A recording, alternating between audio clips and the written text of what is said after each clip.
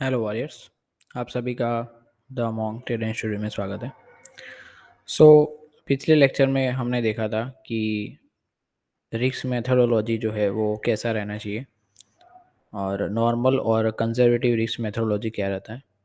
सो उसमें जब सिंपली हम क्या करते थे कि पर वीक जो है वो आप कितने ट्रेड ले रहे हो उसके ऊपर से हम जो है वो अपना परसेंटेज ऑफ रिस्क जो है वो फिक्स कर रहे थे, राइट। सो ये फॉर्मूले में जब आप पुट कर लोगे कि number of trade per week आप कितने ले रहे हो उसके हिसाब से आपको परसेंटेज ऑफ रिस्क मिल जाएगा। तो उतना परसेंटेज आपको टोटल कैपिटल का उतना परसेंटेज जो है वो पर ट्रेड रिस्क लेना था, ठीक है। सो जो भी बिगिनर प्लेयर थे वो मैंने बताया था कि कंजर्वेटिव रिस्क मेथोडोलॉजी पे जाइए, और जो भी नॉर्मल रिस्क मेथोडोलॉजी जिसको ऑलरेडी 2-3 साल हो चुके हैं, ठीक है, तो वो लोग नॉर्मल रिस्क मेथोडोलॉजी के साथ जा सकते हैं। दूसरा कि जो ये दो मेथोडोलॉजी है उसमें आपको नो डाउट अकाउंट पास करने के लिए टाइम लगेगा, बट कि इनिशियल लेवल पे आप जो है वो अकाउंट उड़ा नहीं दोगे, ठीक है। सो अगर आपका फर्स्ट टाइम है प्रॉप फर्म के साथ, अगर आप काम कर रहे हो, सो अगर आप अकाउंट मैनेज भी कर रहे हो 1 महीने के लिए, अकाउंट उड़ा नहीं रहे हो, तो भी बहुत सही चीज़ है, ठीक है। सो ये जो अगर आप दो रिस्क मेथोडोलॉजी के साथ जाओगे तो एटलीस्ट आपका अकाउंट इनिशियल लेवल पे नहीं उड़ेगा, ठीक है। और अगर आप अकाउंट ना उड़ाना सीख गए तो धीरे धीरे अकाउंट पास भी हो जाएगा। नाउ जो आज का टॉपिक है वो है एग्रेसिव रिस्क मेथोडोलॉजी। वो क्या रहता है वो मैं आपको बताऊंगा। नाउ सबसे पहले एग्रेसिव रिस्क मेथोडोलॉजी को वेरिएबल रिस्क मेथोडोलॉजी को भी बोलते हैं, ठीक है। सो ये किसके लिए है वो मैं आपको बता दे रहा हूँ। जिसके पास भी बैकएंड मनी है, मान लीजिए कि आपके पास 2 लाख रुपए हैं और आप $10,000 का फर्स्ट टाइम अकाउंट ले रहे हो, तो वो जनरली 8-9 हज़ार में आपको मिल जाता है। सो आपके पास ऐसे 5 अकाउंट 6 अकाउंट लेने का आपके पास पैसा है ऑलरेडी बैकएंड मनी, तब आप एग्रेसिव रिस्क मेथोडोलॉजी के साथ जा सकते हो, ठीक है। अगर मानिए कि आपके पास 1-2 अकाउंट के लेने के लिए पैसे हैं, तो आप बेटर है कि कंजर्वेटिव या नॉर्मल रिस्क मेथोडोलॉजी के साथ रहिए, ठीक है, क्योंकि वो केस में आपका अकाउंट पास होना जरूर नेसेसिटी हो जाता है, ठीक है। तो इसलिए मैं एग्रेसिव रिस्क मेथोडोलॉजी जिसके पास बैकएंड मनी है, जो लोग ऑलरेडी 6-7 अकाउंट जो है वो बाय कर सकते हैं एक अकाउंट उठने के बाद, वो लोग एग्रेसिव रिस्क मेथोडोलॉजी के साथ जा सकते हैं, ठीक है। नाउ इसको डिटेल में हम समझेंगे। एग्रेसिव रिस्क मेथोडोलॉजी को वेरिएबल रिस्क मेथोडोलॉजी को भी को उसको वेरिएबल रिस्क मेथोडोलॉजी को बोलते हैं, ठीक है, एग्रेसिव रिस्क मेथोडोलॉजी को, ठीक है। अभी वेरिएबल क्यों बोलते हैं, क्योंकि जो हमने आगे दो मेथोडोलॉजी पढ़ी उसमें रिस्क जो है वो हम फिक्स रखते थे, यानी 0.5% या 0.3%, 0.2%। तो हम क्या करते थे कि एक ट्रेड में सेम रिस्क ही रहते थे, चाहे हमारा अकाउंट ड्रो डाउन में हो या प्रॉफिट में हो, हम क्या कर रहे थे सेम रिस्क जो है वो लेते थे। बट एग्रेसिव रिस्क मेथोडोलॉजी में हम क्या करेंगे कि जब हम ड्रो डाउन में होंगे तब रिस्क अलग रहेगा, ठीक है। तो इसलिए उसको वेरिएबल भी बोलते हैं, क्योंकि यहाँ पे परसेंटेज ऑफ रिस्क जो है वो चेंज होता रहेगा, ठीक है। नाउ हम इसको समझने का जो है वो ट्राई करते हैं।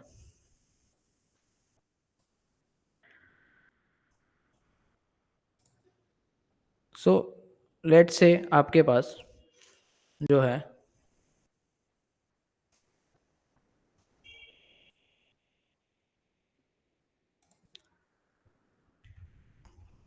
10,000 डॉलर का जो है वो आपने अकाउंट परचेज कर लिया, ठीक है।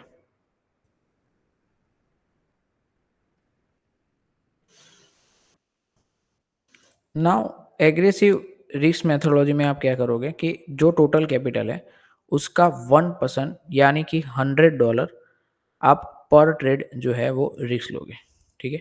कितना? 1% ऑफ द कैपिटल यानी कि $100, राइट। 1% पर रिस्क लोगे आप, ठीक है, पर ट्रेड लोगे। और जो आपका टारगेटेड रहेगा विच इज़ 1:2 RR, ठीक है।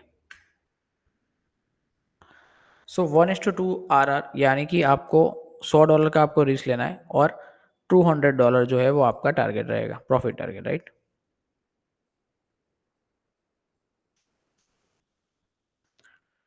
अगर मैं फ़ेज़ 1 की बात करूँ, ठीक है? ऑलमोस्ट हमें फ़ेज़ 1 में 8% जो है वो ग्रो करना रहता है।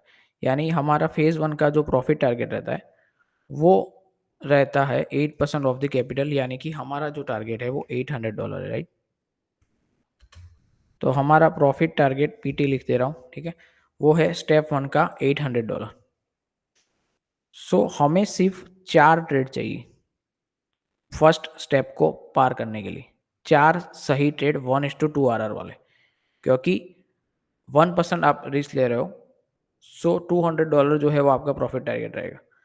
अकाउंट पास करने के लिए सिर्फ आपको 4 ट्रेड 1:2 आरआर वाले चाहिए।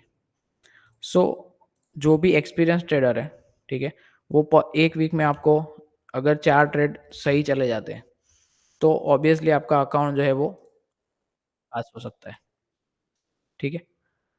तो ये जो है वो फर्स्ट केस था, जिसमें जो भी एक्सपीरियंस ट्रेडर है, उनके मैं मान के चलता हूँ कि 4 के 4 ट्रेड जो है वो सही निकल गए, ठीक है? और $800 का प्रॉफिट टारगेट उन्होंने अचीव कर लिया, स्टेप 1 उन्होंने पास कर लिया, ठीक है? नाउ स्टेप 2 में ऑब्वियसली 4% का प्रॉफिट टारगेट रहना, यानी $400 का प्रॉफिट टारगेट जो है वो आपका रहेगा स्टेप 2 में, राइट?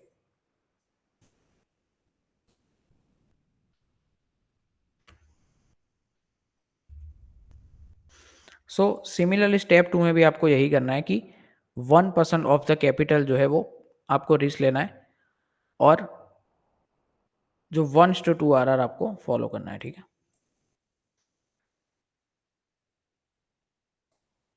ऑब्वियसली बात है कि अगर 1:2 आरआर आप फॉलो कर रहे हो और 1% का सिर्फ रिस्क ले रहे हो, ठीक है?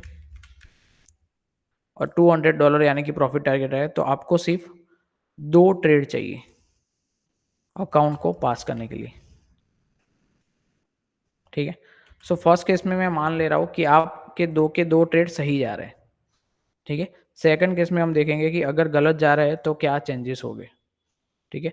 बट फर्स्ट जो है उसमें मैं मान के चल रहा हूँ कि आपके 2 के 2 जो ट्रेड है वो सही चले गए, ठीक है? ये हो गया आपका स्टेप 2 का, ठीक है? ये वाला जो था वो है स्टेप 1 में आप करोगे, और ये है आपका स्टेप 2। आपका अकाउंट यहाँ पे 4 ट्रेड में पास हो जाएगा, और यहाँ पे 2 स्टेज में 2 ट्रेड में आपका स्टेप 2 अकाउंट पास हो जाएगा, ठीक है? अभी यहाँ पे मैं एज़्यूम कर रहा हूँ कि आपका ड्रॉ डाउन जो है वो आया ही नहीं है, ठीक है? यहाँ पे मैं एज़्यूम कर रहा हूँ कि आपका सिर्फ़ विनिंग ट्रेड ही आया है, ठीक है? सो ऐसा हर दिन, ऐसा हर ट्रेडर के साथ तो नहीं होगा, ठीक है? उसके लिए क्या करना है वो हम नेक्स्ट केस में देखते हैं, ठीक है?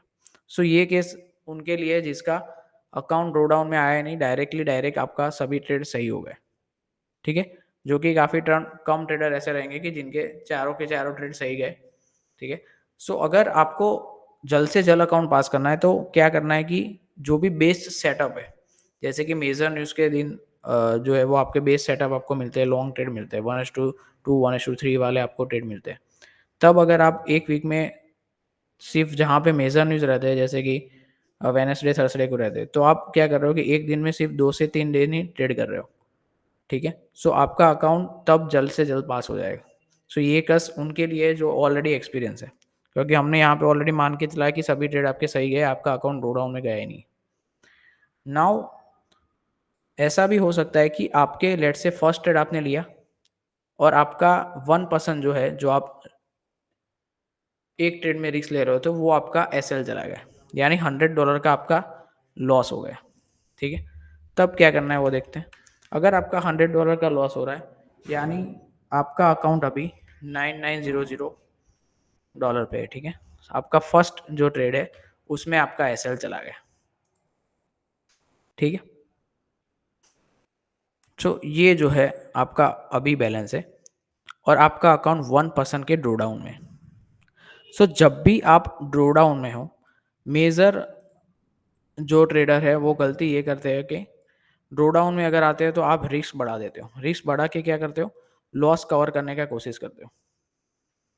वो चीज़ जो है वो आपका अकाउंट उड़ा देगी, ठीक है? क्योंकि एक ह्यूमन मेंटालिटी रहता है कि जब भी आपसे कुछ छीना जाता है, तो वो आप जल्द से जल्द वापस लेने की कोशिश करते हो।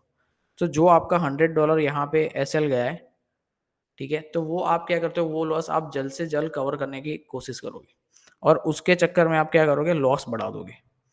अपना जो रिस्क पर ट्रेड था वो लिमिट बढ़ा दोगे और वो लॉस कवर करने की कोशिश करोगे, तो 101% आपका अकाउंट उड़ जाएगा। ठीक है? तो आपको क्या करना है, जब भी आप 1% के ड्रॉडाउन में हो, ठीक है? यहाँ पे मैं लिख दे रहा हूँ 1% आपका अगर ड्रॉडाउन है, डीडी लिख देता हूँ, ठीक है? ड्रॉडाउन, डीडी माने कि ड्रॉडाउन।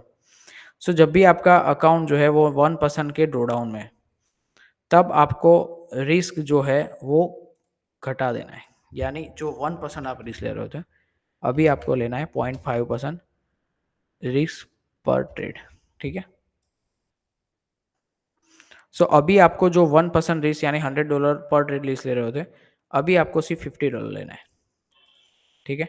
सो उससे फ़ायदा क्या होगा, जब आप 50% $50 जो है वो एक ट्रेड में रिस्क ले रहे हो, यानी आपका जो प्रॉफिट टारगेट 1:2 यानी कि $100 का रहेगा। सो अगर आपने रिस्क कम कर दिया, $50 लिया और प्रॉफिट टारगेट मान लीजिए कि $100 लिया। सो एक ही ट्रेड में आपका जो 1% का ड्रॉ डाउन था, वो कवर हो जाएगा। ठीक है?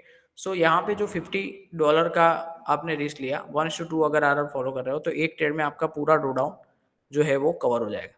जब भी आपका ड्रॉ डाउन कवर हो रहा है, लेट्स से 1% आपने यहाँ पे इंक्रीज कर लिया और आपका ड्रॉ डाउन कवर हो गया, तब आपको क्या करना है, फिर से आपको 1% के रिस्क पे आ जाना है, क्योंकि अभी आपका ड्रॉ डाउन जो है वो कवर हो चुका है। ठीक है? तो जब भी आप इनिशियल बैलेंस पे आ जा रहे हो, यानी $10,000 के कैपिटल पे आ जा रहे हो, ड्रॉ डाउन कवर करके, तब आपको अगेन 1% का रिस्क ले लेना है। ठीक है? नाउ व्हाट इफ की सिमिलर ये जो रूल है वो स्टेप 2 में भी रहेगा। ठीक है? सो अगर मान लीजिए कि 1% ड्रॉ डाउन था, अगर मान लीजिए कि आपके दो ट्रेड आपने लिए और दो के एसएल चले गए, यानी $200 1% रिस्क पर ट्रेड आपने लिया एक ट्रेड में, और ऐसे दो ट्रेड लिए और दो के एसएल गए, यानी $200 जो है वो आप लॉस में हो। ठीक है? सो आपको क्या करना है अभी, जब भी आप $200 यानी कि 2% ऑफ द अकाउंट जो है वो आपका लॉस में है, तब आपको क्या करना है वो मैं आपको दिखा रहा हूँ।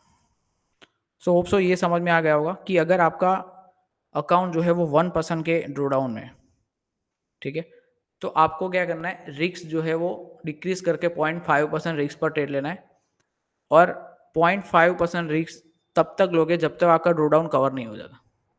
तो वंस आपका ड्रॉ डाउन कवर हो जाएगा, एक ही ट्रेड में आपका हो जाएगा, अगर आप 1:2 आरआर फॉलो कर रहे हो तो। सो जब भी आपका ड्रॉ डाउन कवर हो जाता है, तब आपको इनिशियल रिस्क पे आ जाना है, यानी कि 1% ऑफ द रिस्क जो है वो फिर से आपको वापस ले लेना है। ठीक है?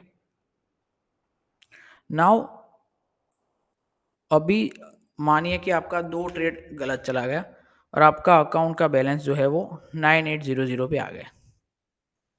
ठीक है? यानी कि 2% ऑफ द अकाउंट जो है वो आपका ड्रॉ डाउन में है। ठीक है? सो जब भी आपका 2% का ड्रॉ डाउन चल रहा है, तब आपको ये रिस्क डिक्रीज करके उससे भी आधा कर देना, यानी 0.25 कर देना है। ठीक है?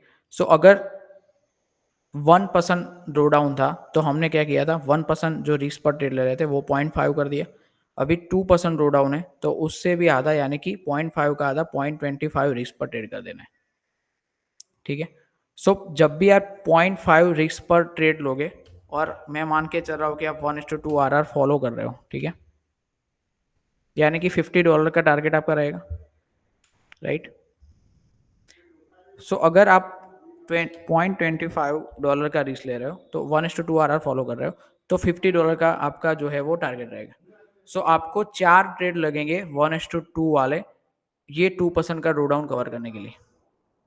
ठीक है? सो जब भी आप 4 ट्रेड आपके सही चले गए और आप इनिशियल कैपिटल पे आ गए, यानी $10,000 अगेन आप आ गए, तो फिर से आपको 1% ऑफ द ट्रेड जो है वो लेना है। पर ट्रेड आपका फिर से क्या हो जाएगा, 1%। ठीक है? सो इसमें फ़ायदा ये है कि जब भी आप ड्रॉ डाउन में हो 1%, 2%, 3%, ठीक है? तो आप रिस्क जो पर ट्रेड जो है वो अपना डिक्रीज़ कर जा रहे हो, ठीक है? नो डाउट उसमें ड्रॉ डाउन रिकवर करने में आपको टाइम लगेगा, बट द थिंग इज़ आपका अकाउंट जो है वो सेफ हो जाएगा, ठीक है?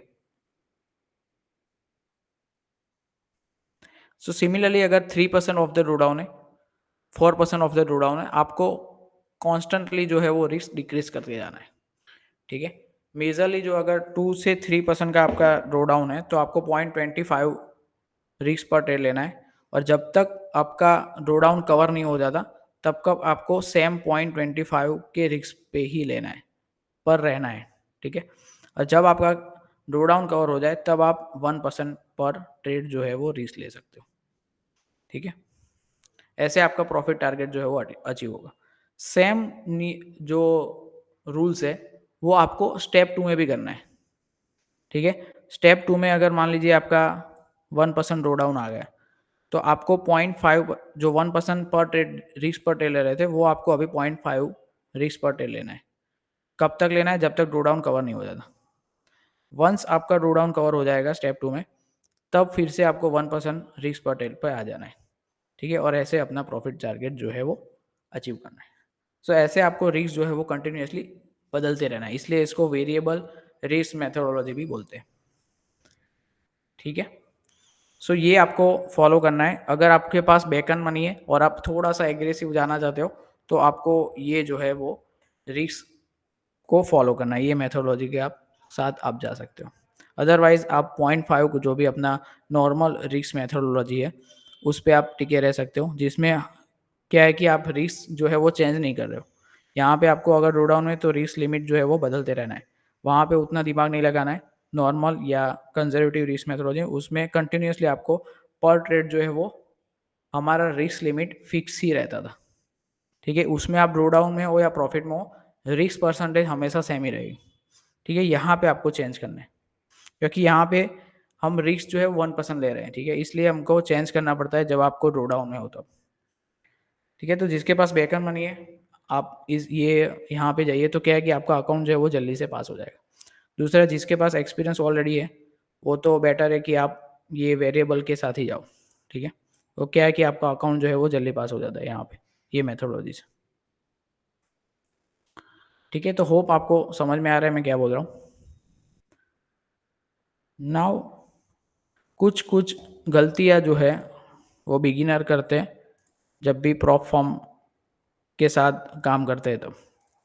अभी कुछ-कुछ जो गलतियाँ होती हैं, वो मैं ऑलरेडी आपको पहले से ही बता दे रहा हूँ, ताकि क्या है कि जो मैंने गलतियाँ की है वो आप ना करो, ठीक है?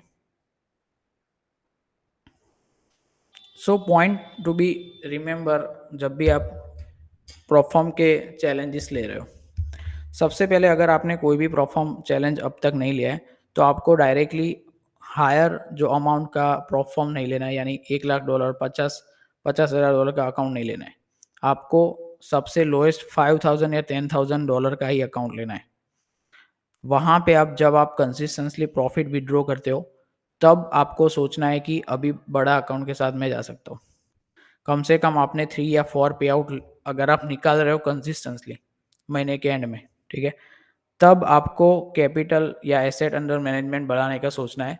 उसके पहले आपका पूरा फ़ोकस जो है वो अकाउंट पास करने के लिए होना चाहिए, स्पेशली जो लोग बिगिनर हैं। तो लोग क्या करते हैं कि एक एक्साइटमेंट में आ जाते हैं कि मैं $10,000 से ट्रेड करूँगा, $1,00,000 से ट्रेड करूँगा, ठीक है? बट आपको पहले पास तो करना होगा। उसके बाद आप दूसरा बात कि पास करने के बाद भी प्रॉफ़िट का विथड्रॉल लेना टफ़ चीज़ है, ठीक है? तो आपको एक्साइटमेंट में नहीं आ जाना है या किसी को दिखाने के लिए आप बड़ा-बड़ा अकाउंट ले रहे हो, ठीक है? $1,00,000 से मैं ट्रेड कर रहा हूँ, लेकिन पास तो हो नहीं रहा है। तो उसका कोई मतलब नहीं है, ठीक है? प्रोक्रास्टिनेशन का ट्रेडिंग में कोई जगह नहीं है। आपको अपने रियल जो है वो रियल जो आप अंदर से हो वो आपको एक्सेप्ट करना होगा, ठीक है? सो पहला चीज़ आपको याद रखना है कि बड़े अकाउंट आपको नहीं लेना है, छोटे अकाउंट से ही स्टार्ट करना है और जब भी आप प्रॉफ़िट निकालने लगो कंसिस्टेंटली तब आपको कैपिटलाइज़ या अपना एसेट अंडर मैनेजमेंट जो है वो बढ़ाना है, ठीक है? नाउ दूसरा जो है वो एक्साइटमेंट में आपको बिल्कुल भी नहीं रहना है, ठीक है? क्योंकि इतना बड़ा कैपिटल जो मिलता है, तो आप एक एक्साइटमेंट में रहते हो कि मैं पास करके पूरा जल्दी से जल्दी पे आउट निकाल लूँ, ठीक है? बट वो एक्साइटमेंट ही आपको किल कर देगा, ठीक है? नाउ जब भी आप स्टार्ट कर रहे हो, तब आपके ट्राई कीजिए आप कि जो फर्स्ट 2 टू 3 ट्रेड है, वो आपके प्रॉपरली सही रहे। यानी 1:2 वाले और जो भी आपका बेस्ट सेटअप है, उस पे ही आप ट्रेड लो। अगर आपके फर्स्ट 2 या 3 ट्रेड सही चले गए ना, तो आपका अकाउंट 2 से 3% बढ़ जाएगा और आपका कॉन्फिडेंस जो है, वो बढ़ जाएगा और आपका अकाउंट का पास करने का चांसेस उतने हाई रह जाते हैं। अगर आपके लेट्स से फर्स्ट 2 ट्रेड है, वो ही गलत चले गए और आप ड्रॉ डाउन में चले गए, तो उसमें साइकोलॉजी इम्पैक्ट अलग जाएगा, ठीक है? तो इसलिए आप ट्राई करो कि जब भी आप अकाउंट ले रहे हो, फर्स्ट 2 टू 3 ट्रेड है, वो आप बहुत सही सेटअप वाले रहो ताकि आपका अकाउंट ऑलरेडी ग्रो पे चला जाए, 2 या 3% बढ़ जाएगा, ठीक है? तब आपका जो साइकोलॉजी है वो बेटर वर्क करता है, कंपेयर टू जब आप ड्रॉ डाउन में चले जाते हो इनिशियल लेवल पे, ठीक है? ऐसा नहीं है कि अगर आप इनिशियल लेवल पे ड्रॉ डाउन में चलोगे तो पास नहीं कर सकते, ऐसा मैं नहीं बोल रहा हूँ। बट अगर आप ड्रॉ डाउन में चले जाते हो तो फिर क्या है कि साइकोलॉजी जो है वो इम्पैक्ट थोड़ा अलग रहता है, ठीक है? इसलिए मैं बोल रहा हूँ कि जो फर्स्ट से जब भी आप अकाउंट ले रहे हो, तो फर्स्ट 2 टू 3 ट्रेड जो है वो आपको प्योर सेटअप पे, बेस सेटअप पे लेना है, ताकि आपका अकाउंट ग्रो हो जाएगा। वन्स आपका अकाउंट जो है वो ग्रो हो गया, उसके बाद जो है वो आपको 1% जैसे कि हमने रिस्क मेथोडोलॉजी में बताया, आपको कंटिन्यूअसली सेम रिस्क ही लेना है। कई बार क्या होता है कि आपका 2 से 3 पर्सन जो है वो अकाउंट लेट्स से ग्रो हो गया। तो आप क्या होता है कि एक एक्साइटमेंट में आ जाते हो और अपना रिस्क बढ़ा देते हो कि जल्द से जल्द अभी तो जो है वो थोड़ा ही बाकी है तो थोड़ा एग्रेसिव रिस्क ले ले मैं पास कर देता हूँ। बट वहाँ पे आपको अपने थॉट को देखना है, ठीक है? और वहाँ पे आपको सेम ही रिस्क लेना है यानी 1% रिस्क कंटिन्यूएशन में आपको लेना है, ठीक है? जब भी आप ड्रॉ डाउन में हो तब भी आपका रिस्क जो है वो डिक्रीज़ होना चाहिए 1% से 0.5 या 0.25%, ठीक है? डिपेंड करता है कि आप कितने परसेंट के ड्रॉ डाउन में हैं, ठीक है? बट अगर आप प्रॉफिट में हो तब भी आपको रिस्क जो है वो सेम लेना है। सो ये पॉइंट जो है आपको याद रखना है, ठीक है? तो जब भी आप प्रॉफिट में हो तो भी रिस्क नहीं बढ़ा देना है और लॉस में हो तब भी रिस्क नहीं बढ़ाना है, ठीक है? प्रॉफिट में हो तो आपको रिस्क सेम रखना है, लॉस में हो, ठीक है? तो आपको रिस्क कम करना है, ठीक है? नाउ जो पर वीक है वो आप अगर 4 टू 5 ट्रेड ले रहे हो, तो वो बेस्ट रहते हैं और एक दिन में 1 या 1 टू 2 ट्रेड लेते हो तो। क्योंकि उसमें आपका अकाउंट जल्द से जल्द ग्रो हो जाएगा। अगर आप 10 ट्रेड ले रहे हो, 20 ट्रेड ले रहे हो एक दिन में, तो फिर आप देखिए कि मंथ के एंड में या वीक के एंड में आप लॉस में ही रहने वाले हो, ठीक है? दूसरा, हर एक चीज़ ट्रेड करने की ज़रूरत नहीं है, ठीक है? हर एक काफ़ी बिगिनर क्या करते हैं कि हर एक करेंसी में ट्रेड ढूँढने की कोशिश करते हैं, ठीक है? उसकी ज़रूरत बिल्कुल भी नहीं है। आपको सिर्फ़ 2 एसेट जो है वो मास्टर करने हैं। कोई भी आप ले सकते हो, यूरो यूएसडी या गोल्ड या बीटीसी, ठीक है? उसको ही आपको ट्रेड कंटिन्यूअसली करना है। अगर आप 17 जगह ट्रेड करने जाओगे, तो ओवरऑल आपका जो है वो लॉस में ही आप रहोगे। क्योंकि समझिए अगर आप दिन में 3 ट्रेड ले रहे हो, अगर आपका लेट्स से 2 ट्रेड गलत चला गया, 1 ट्रेड सही भी चला गया, तो ओवरऑल आप ब्रेक इवन में ही रहने वाले हो, ठीक है? तो हमको ब्रेक इवन नहीं रहना है। हमको ऐसा बिज़नेस में क्यों रहना है जहाँ पे हमें कुछ मिल ही नहीं रहा है, ठीक है? तो वो साइकिल को तोड़ने के लिए आपको ट्रेड कम करने होंगे। जितने कम ट्रेड लोगे, बेस सेटअप पे लोगे, उतने ज़्यादा अकाउंट जो है वो जल्दी ग्रो हो जाएगा। ज़रूरी नहीं है कि आप हर एक दिन ट्रेड लेना ही है, ठीक है? नाउ जब भी लेट्स से आप कंटिन्यूअसली रिस्क ले रहे हो, ठीक है? उसके बाद आपका अकाउंट जस्ट पास होने के करार पे है। यानी कि अगर आपका $800 प्रॉफिट टारगेट है और ऑलमोस्ट आपने $700 या लेट्स से $750 आप आ चुके हो।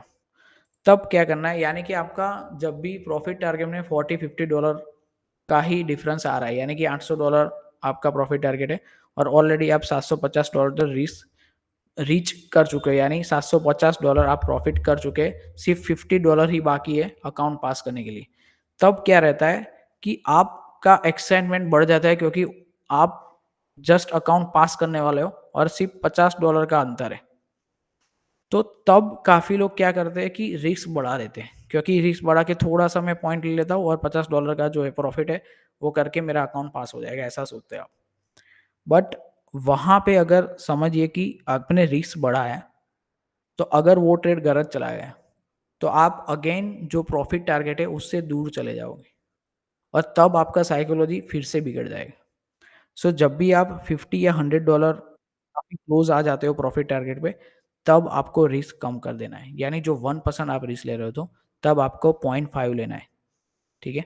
बहुत कम रिस्क लेके आपको वो $20-30 जो बाकी है ना, उसको वो प्रॉफ़िट टारगेट को डन करना है, ना कि आपको रिस्क बढ़ा देना है। क्योंकि अगर आप समझिए कि रिस्क बढ़ा दिया और वही ट्रेड गलत चला गया, तो ऑब्वियसली आप फिर से प्रॉफ़िट टारगेट से दूर चले जाएँगे। तो जब भी आप प्रॉफ़िट टारगेट से अगेन दूर चले जाएँगे, अगेन आपका साइकोलॉजी खराब हो जाएगा। अगेन क्या करोगे आप? ओवर ट्रेड करोगे या फिर वो लॉस कवर करने के लिए रिस्क बढ़ा दोगे, तो अगेन वो फिर से ड्रॉ डाउन जो है वो बढ़ता ही जाएगा। ठीक है? सो ये आप साइकोलॉजिकल साइकिल जो है वो आपको समझना पड़ेगा। ठीक है? सो जब भी आप अकाउंट पास करने के बहुत नज़दीक हो, तब भी आपको रिस्क डिक्रीज़ कर देना है, ना कि इंक्रीज़ करना है। मैं बोलूँ तो 0.25 0.5% पे ही आ जाओ, ताकि 20-25 डॉलर इकट्ठा करके आप प्रॉफ़िट टारगेट को अचीव कर लो। ठीक है? सो एक बार फिर से मैं प्रोसेस बता दे रहा हूँ। जब भी आप अकाउंट स्टार्ट कर रहे हो, तो आपको 1% रिस्क लेना है। जब भी आपका अकाउंट जो है 1% आप रिस्क ले रहे हो, तब आपको 2 से 3 जो शुरुआती ट्रेड है, वो आपको बेस सेटअप पे लेना है और अकाउंट 2 टू 3% ग्रो करने का ट्राई करना है। ठीक है? अगर आप ड्रॉ डाउन में चले जा रहे हो, तो आपको रिस्क डिक्रीज़ करना है, यानी 1% से 0.5% या पे आ जाना है। अगर आपका 2% का ड्रॉ डाउन हो जाए, तो आपको 0.25% पे आ जाना है। ठीक है? जब भी आपका ड्रॉ डाउन कवर हो जाता है, तब अगेन आपको 1% पर ट्रेड जो है वो रिस्क लेना है।